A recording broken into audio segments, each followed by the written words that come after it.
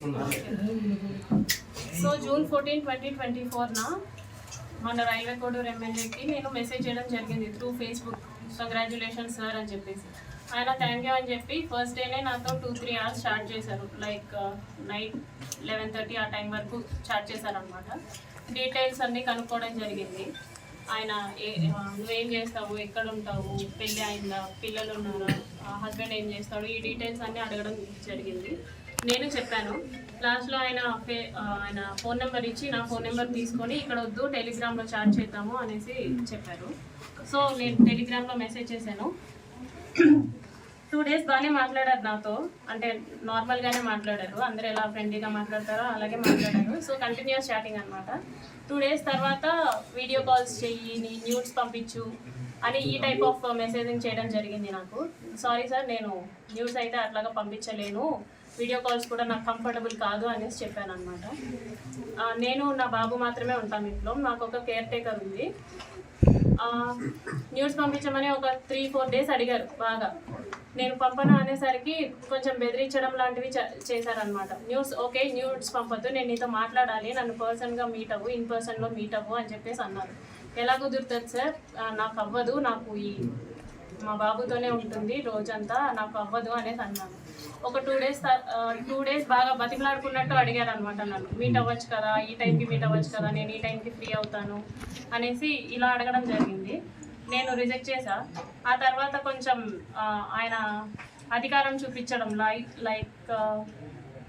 నేను రైల్వే కోడూరు ఎమ్మెల్యేని, నా కోడూరు ఇది ప్రస్తుతానికి, నువ్వు ఇక్కడే జాబ్ చేస్తున్నావు, నీ ట్రాన్స్ఫర్ కూడా నా చేతిలోనే ఉంటుంది, నీ ప్రమోషన్స్ కూడా నా చేతిలోనే ఉంటుంది అని ఈ టైప్ ఆఫ్ మాటలు మాట్లాడడం స్టార్ట్ చేశారనమాట.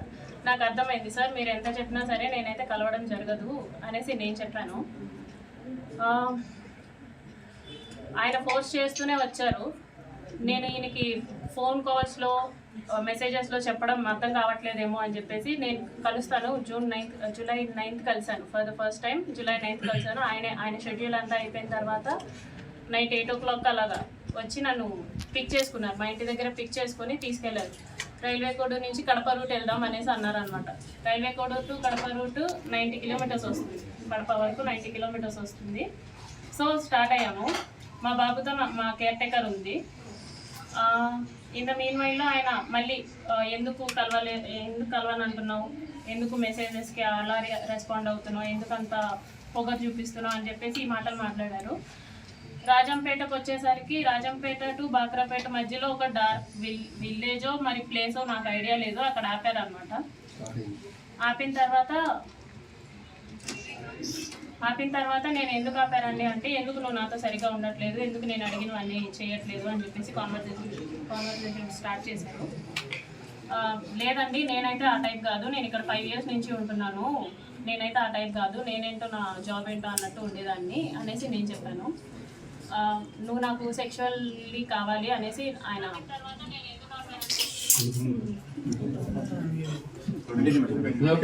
చెప్పండి కనీసం మాట్లాడివ్వండి.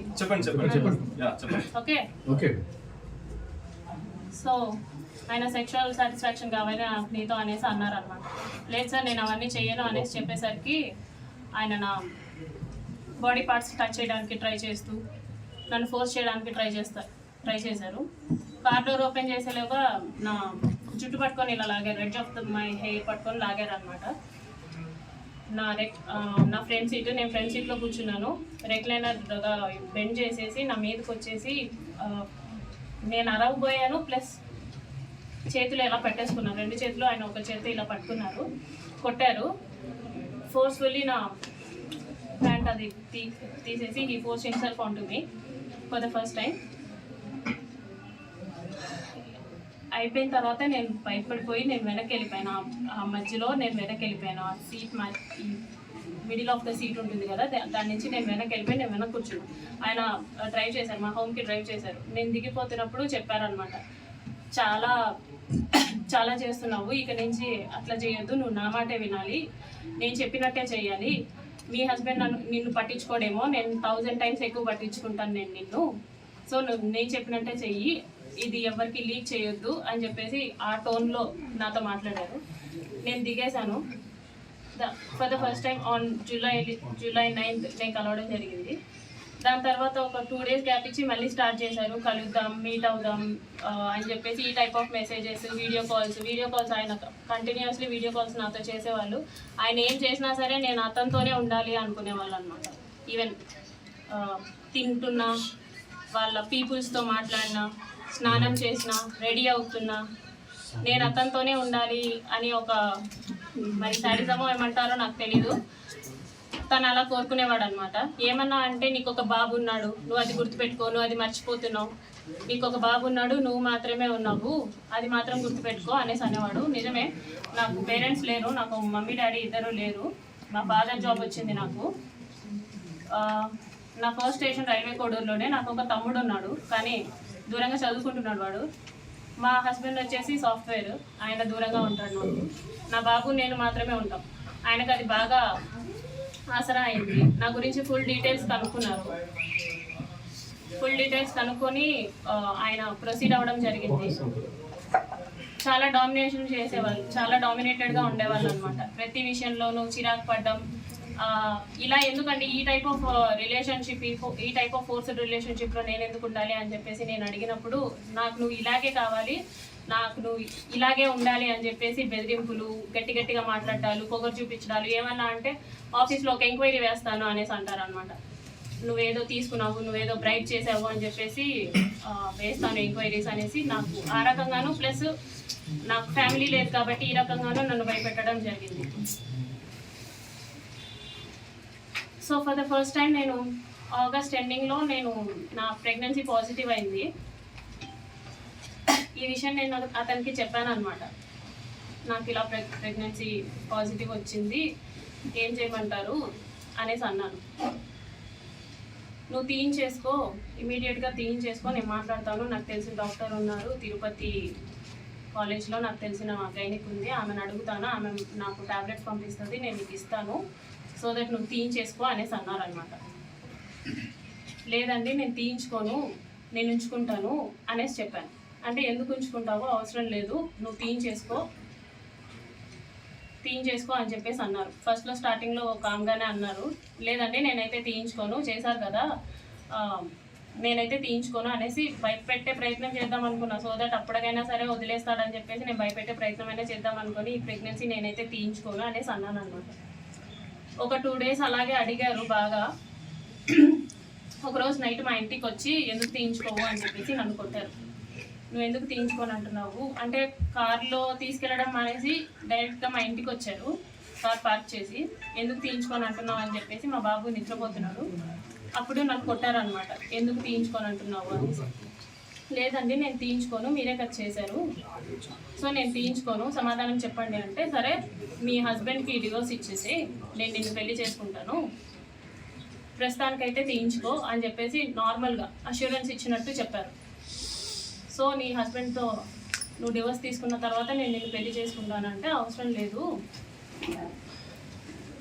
అని చెప్పేసి నేను ఫర్ ద ఫస్ట్ టైం నేను అబార్ట్ చేయించుకున్నాను. అది కూడా అతనే టాబ్లెట్స్ తీసుకొని వచ్చారు, వాళ్ళ ఫ్రెండ్, తిరుపతి ఫ్రెండ్ ఎవరో ఇచ్చారంట, గైనిక్ సమ్మన్ టాబ్లెట్స్ తీసుకొని వస్తే for the first time abort చేయించుకున్నాను నేను వాళ్ళతో. ఇందులో నాకు తెలియని విషయం ఏంటంటే, ఈ మీన్ వైల్లో ఒక 4 months ముందు మా హస్బెండ్కి కాల్ చేసి, Sir, if you file a case in the court also, you don't say, sir. Let me clear you one thing. కూడా నాకు శ్రీధర్ నుంచి వద్దు, okay, that is not my Moto. అతను నాకు చేసిన దానికి అతనికి లీగల్ గానే అన్ని ఎంక్వైరీ చేసే, నన్ను పిలిపించండి, అతన్ని పిలిపించండి, వాట్ ఈస్ వాట్ అనేది కనుక్కోండి. వాట్ ఈస్ వాట్ అనేది కనుక్కున్న తర్వాతే, అసలు ఏమైందో అంతా జరిగిన తర్వాతే మాకు శిక్ష వేయండి. ఏదైనా అతను తప్పు ఉంటే అతనికి శిక్ష వేయండి. నేనైతే ప్రూఫ్ తోనే మాట్లాడతాను, నిజాలే మాట్లాడతాను. ఎందుకంటే బాధించబడింది నేను, మీరెవరు కాదు. మీ అందరికి కామెడీగా ఉండదు, కానీ బాధించబడింది నేను. లీగల్ గానే ఎన్ని ఎంక్వైరీలైనా జరగనివ్వండి, ఎంత రాజకీయమైన దీంట్లో ఇన్వాల్వ్ అవ్వనివ్వండి, కానీ అతడు ఒక అబ్బాయి, నేను ఒక అమ్మాయిని, నేను బాధించబడ్డాను.